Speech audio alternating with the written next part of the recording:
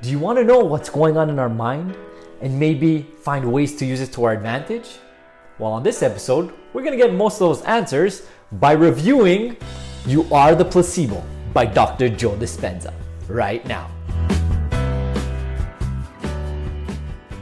So I've been following Dr. Joe Dispenza's work for a couple of years now. And this is actually the first book that I read of his, and I was really excited to pick it up. I'm going to give you a little background story of Dr. Joe Dispenza. So essentially, he's a chiropractor. And in his mid to early 20s, he decided to do a marathon. And during the run, he got hit by a truck. And really got hit bad that there was a chance for him to be completely paralyzed. So he went to go see his first doctor, and the doctor said, you have to get done a certain type of operation and there's a high chance of you to become paralyzed. So he's like, I want a second opinion. Gets a second opinion by another doctor, tells him the same thing. He's like, I want a third opinion.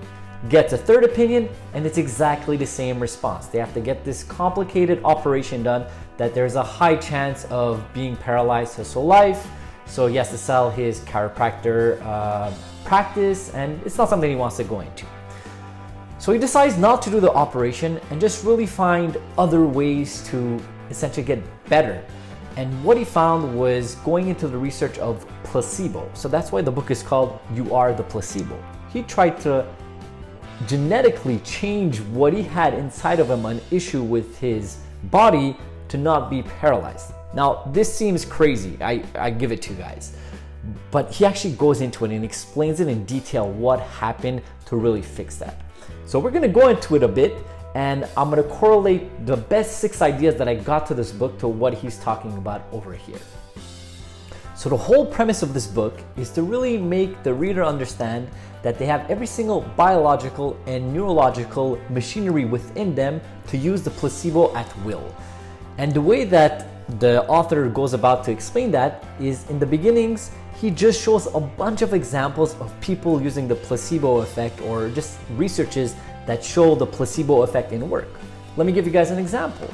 He talks about this research that was done with approximately 20 people, if I remember correctly, that had the same issue on their knee. And they split the group in half. Half of the group got the operation that they needed to fix this issue, and the other half went into the operation room, got sedated, got their knees cut up, and they just got water thrown into their knees, and they closed it up, and they saw what happened. And the people that just got the fake operation were actually getting better to the same degree as the people that got the operation. So that's just one example. And he goes by explaining so many different types of example and how to really use your placebo effect and activate it.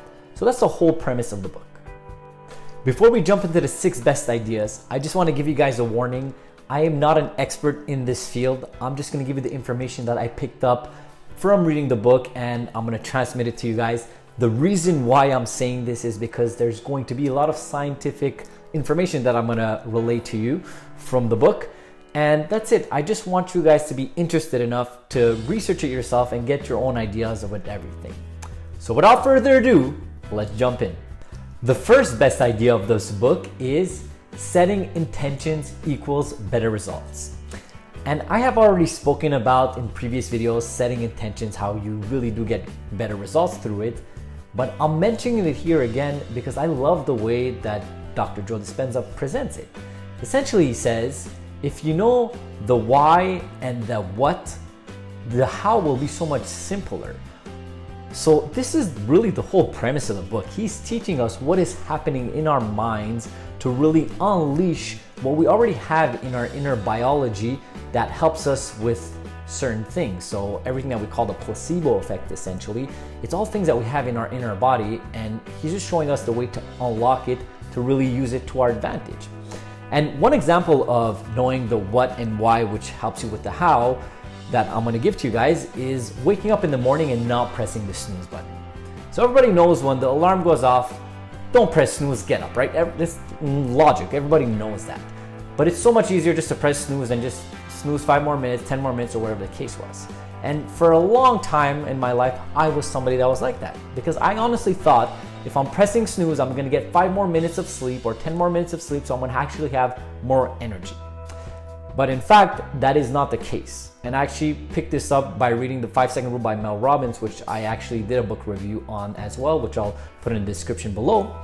And in this book, I realized that we are sleeping in cycles. So we have actually a sleeping cycle is 2 hours. So it goes 2 hours, 2 hours, 2 hours, and we usually have 4 cycles, which accumulates to approximately you're supposed to be sleeping 8 hours.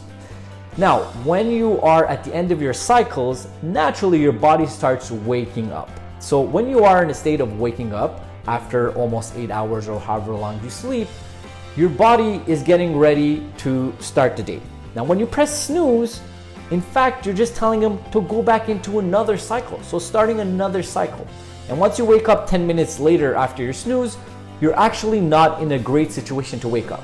So you're gonna be actually drowsier than if you would have woken up in the beginning without pressing the snooze button. Because we've already all had this experience of going to sleep saying that we're gonna take a little nap, and we end up passing our power nap and really waking up in 1 hour later, and we're actually more drowsy than when we went to go to sleep. So that's because we woke up in the middle of our cycle.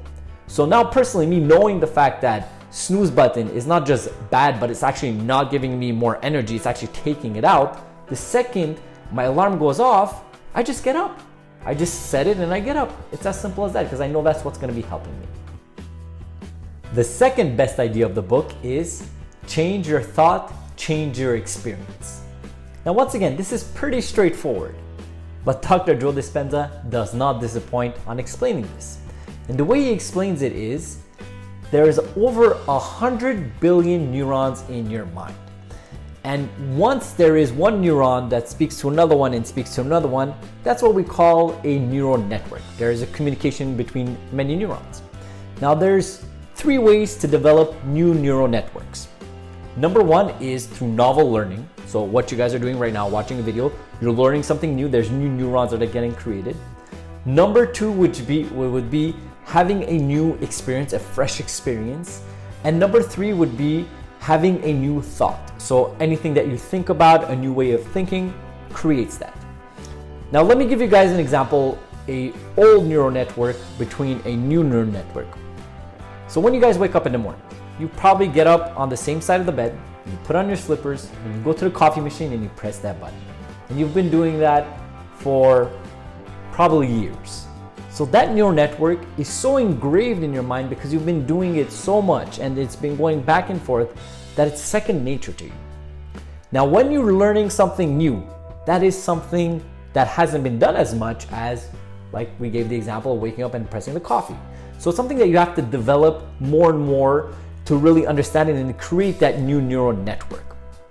Let me give you guys an example of an experience that you could have, and it's not going to be sustained as much because you're not working on keeping it. So imagine you're going to vacation down south, you're going to Cuba. Once you land there, they take you in the bus and then they start driving you to the resort. And once you're driving, you notice poverty and it kind of sucks. And it might emotionally touch you. And then once you get to the resort, it's paradise. You forget about what you saw before and you're there for 7 days or however long you're there, you're enjoying it, you get back on the bus, and then you go back home, see the same thing, but it doesn't affect you enough because you haven't done it long enough, right? So if we take that same example, but instead of going to a resort, you're living in the city and just having that lifestyle that they have, that 7 days is going to create new neural networks that are so much thicker than you, that experience, it's going to be so thick in your mind, I'm talking about, that it's going to stay. So that's a new neural network experience, which is going to be fresh. So those are the 3 ways to create new neural networks. And I love the fact that he talks about this aspect because you understand once again how to learn and what's happening in your mind to learn and how to make it stick. It's through repetition and practice to really create that neural network so it could really stay within your mind long term. The third best idea is epigenetics. Now, epigenetics means your outer environment changing your inner environment. More specifically, your genes. Now, this is important to understand because now you could get what happens with the placebo effect. So the mind doesn't know the difference between what is reality and what is fiction. So if you're imagining something that you want to become or that you want a result of, he doesn't know the difference. He'll create it. He'll start creating the genes that are necessary for that. So that's essentially how all of this works. The fourth best idea is navigating brainwaves. Now this is my favorite one. And the reason why is because I actually found this information a couple of months back while I was researching the brain. So essentially, your brain has different brainwaves. The first one is gamma. Now gamma, the way I could explain it is, that's when you have an aha moment. A great idea comes about. That's when you have gamma. After that, you have beta. So beta is when we're in the awakened state, we're really conscious, we're talking, we're listening, that's that state. After that, we go to alpha. Alpha is you're in a more calmer state. You might start meditating in that environment. And then the one under it is theta. Theta is you are 100% within in your meditative practices. Or another example I could give is when you're on the beach in vacation, you're lying down, you have your eyes closed, the sun is hitting your eyes, you're consciously aware that you are on vacation, but you're going in and out of consciousness. And the last one is delta. That's actually 100% not conscious. That's when you are sleeping. So the thing that's important to understand here is throughout your whole day, you go through all of these brainwaves, most of them. And what's good to know is that the alpha and theta, those are the ones that connect to your unconscious mind. So everything else that we were talking about before with your epigenetics, which is going to be creating your own genes, those are the levels that you have to develop the ideas and the thoughts that you want. Because like mentioned previously, your mind does not know the difference between what is fiction and what is reality, and he will create the fiction into reality. But you have to know that those are the states that you have to create it, which is alpha and theta. The fifth best idea of the book is meditation. Now this is where the book starts making sense and this video starts making sense. Meditation is the how. Everything we spoke about from the beginning was the what and the why. So when we're talking about setting intention, your neural networks, epigenetics, brainwaves, that's the what and the why. Now the how to get there is through the meditating. Now once you start meditating, you're able to unleash the placebo effect within you and get everything that you need to get done. And the waves that you have to be in to activate that is through the alpha and theta waves. And he gives so many examples of clients that he's worked with and what happens to them. So over here, there's examples of their brain waves before meditating, after meditating, and how they did it to really activate the placebo that they needed to change their reality. The sixth best idea of the book is visualization through the quantum field. Now, we spoke about visualization a bit, and I'm going to mention again over here. So how you're going to create everything that you want is through the visualization when you are in the states of theta and alpha, like previously mentioned. Now, once you're going to visualize something, you have to visualize it in a way of a picture, like you're living it. You're actually acting out what you want to happen. And you have to bring a lot of emotions.